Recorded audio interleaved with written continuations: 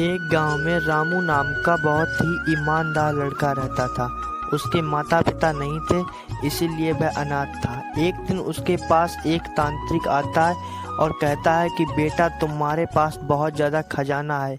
जो एक चुड़ैल ने तुम्हारे माता पिता को मारकर दूसरी जगह उस खजाने को कैद कर दिया था, और अब मैं तुम्हें उस खजाने का रास्ता बताने के लिए आया हूँ। तुम अब इस रास्ते को ध्यान से सुनो। और इस तरह तांत्रिक उस लड़के को रास्ता बता के और अचानक से गायब हो जाता है। अगले दिन रामू अपने घर में चाय पीते हुए बैठकर कहता है कि क्या सच में मेरे पास इतना खजाना है? जो कल तांत्रिक ने कहा वो सत्य है? जिसके बाद रामू उस तांत्रिक की बातों पर गौर करते हुए खजाने की खोज करने के लिए तैयार हो जाता है। जिसके बाद रामू खजाने की खोज में घर से बाहर के लिए जाने लगता है। रामू अपने घोड़े के पास पहुंचता है, जिसके पश्चात रामू सोचता है कि पैदल जाने से बेहतर है क्यों ना मैं घोड़े पे बैठकर खजाने की खोज में निकल जाऊं। इसके पश्चात रामू कुछ ना कुछ सोचकर और अपने घोड़े पे बैठकर खजाने की खोज के लिए निकल जाता है। रामू को इस तरह चलते चलते कई दिन बीत जाते हैं, कई गांव निकल जाते हैं और कई वन निकल जाते हैं, किंतु रामू को वह वन नहीं मिलता जिस वन का नाम अश्वगंध वन था। अंततः रामू कुछ दिनों में अश्वगंध वन में पहुंच जाता है और उस वृक्ष को ढूंढने लगता है जो रामू को आगे का मार्ग बताएगा।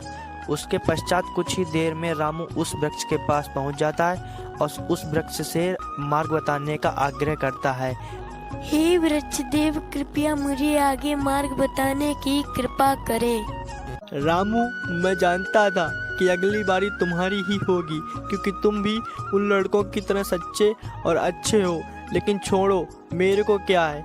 चलो अच्छा, अब मैं तुमसे एक पहेली पूछता हूँ। उस पहेली का जवाब देने के बाद ही तुम आगे जा सकते हो। तो बताओ रामू, ऐसी कौन सी चीज़ है जो बढ़ती भी है और घटती भी है?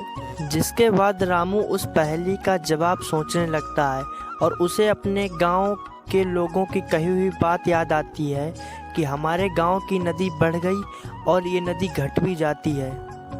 जिसके बाद रामू उस पहेली का जवाब सोचकर और बताता है कि हे वृक्ष देव, इस प्रश्न का जवाब नदी ही है, क्योंकि नदी घट भी जाती है और बढ़ भी जाती है। रामू, मैं तुम्हारे इस प्रश्न के उत्तर से बहुत ज़्यादा खुश हुआ हूँ। अब तुम्हें मैं आगे का रास्ता बताता हूँ, रास्ता ध्यान से सुनो। इसके बाद वृक्ष रामू को रास्ता बता देता है और रामू आगे जाने के लिए तैयार हो जाता है। रामू उसके बाद बहुत तेज़ी से आगे चलने लगता है, क्योंकि उसे पैदल ही जाना पड़ेगा, क्योंकि वो अपना घोड़ा आगे नहीं ले जा सकता है। अब वो आगे चलता रहता है और चलते चलते काफ़ी ज़्यादा थक जाता है और उसे भूख भी लगने लगती है। अचानक चलते चलते उसे एक झोपड़ी दिखती है और वो वहाँ रुक जाता है। रामू झोपड़ी को देखकर कहता है कि क्या इस झोपड़ी के अंदर कोई है तो मुझे थोड़ा सा खाना और पानी मिलेगा? तभी तेज नाम का लकड़हारा, जो उस वन में रहता था और खाना बना रहा था, क्योंकि उसे भी भूख लगी थी, तभी वो अपनी खिड़की से बाहर निकलकर देखता है तो उसे बाहर रामू खड़ा हुआ दिखाई देता है। वह उस लड़के को नहीं जानता था, पर उस लड़के ने खाना मांगा था, इसीलिए वह रामू को अपने घर में अंदर बुला लेता है।